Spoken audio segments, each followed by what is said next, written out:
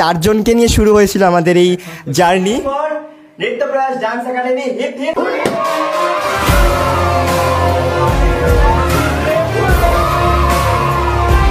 Actually আমি যে স্কুলে পড়ি মধ্যমগ্রাম হাই স্কুল, তা আমাদের স্কুলের বাইরে লেখা সর্বশিক্ষা অভিযান, সেটা থেকে আমার মাথায় এলো যদি এরকম সর্বনৃত্য অভিযান করা যেত।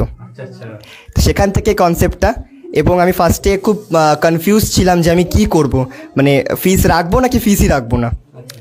তো যদি ফিস না রাখি তো একটা গুরুদক্ষিণা হিসেবে আমার মতে কিছু দেওয়া উচিত একটা স্টুডেন্টকে, ঠিক আছে। তাই আমি একদম নিম্নতম ভাবলাম যে 100 টাকার এটা ব্যাচ হোক আমাদের, এবং আমাদের এই 100 টাকার ব্যাচে সর্বনৃত্য অভিযানের জুনিয়র এবং সিনিয়র ব্যাচে প্রথম 5 জন জুনিয়র স্টুডেন্ট এবং প্রথম 5 জন সিনিয়র স্টুডেন্টের থেকে আমরা কোনো অ্যাডমিশন ফিস নিইনি। আমাদের অ্যাডমিশন ফিস 50 টাকা আর মাসিক হচ্ছে 100 টাকা।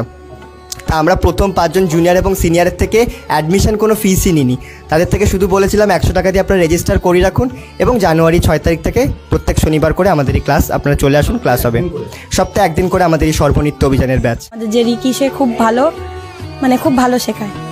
বেনিফিট মানে ওর একটু ডান্সের দিকে দেখেছিলাম যে একটু ইন্টারেস্ট আছে, কিন্তু আমি রিয়েলি বলছি আমি ভাবিও নি যে ও এতটা ইমপ্রুভ করতে পারবে। এখানে আসার পরে দেখলাম যেহেতু এখানে যে শেখায় ছেলে সে নিজেই খুবই একটা ইয়াং স্টুডেন্ট, মানে he is a school student actually.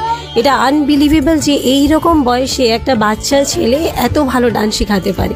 মানে ইনোভেটিভ কিছু আইডিয়াজ আছে, কিছু ডান্সের কোরিওগ্রাফি আছে যেটা এত ইনোভেটিভ, যেটা আনবিলিভেবল।